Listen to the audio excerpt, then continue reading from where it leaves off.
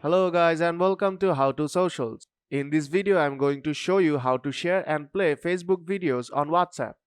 So let's start. First open the Facebook app. Now search for the video you want to share with your friend.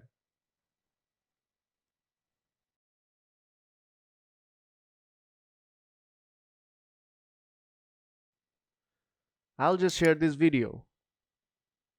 Now you have to tap on share. Now tap on more options. Now tap on copy to copy its link. Now close the Facebook app and open your WhatsApp app.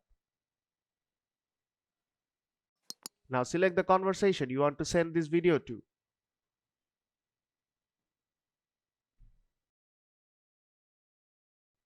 Now paste the link here. Wait for a bit and a preview will appear. Now tap on the send button to send this link. And the video is sent.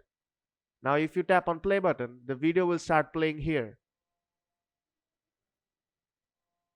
And that's how you can share and play Facebook videos on WhatsApp.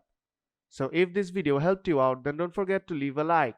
And see you in the next tutorial.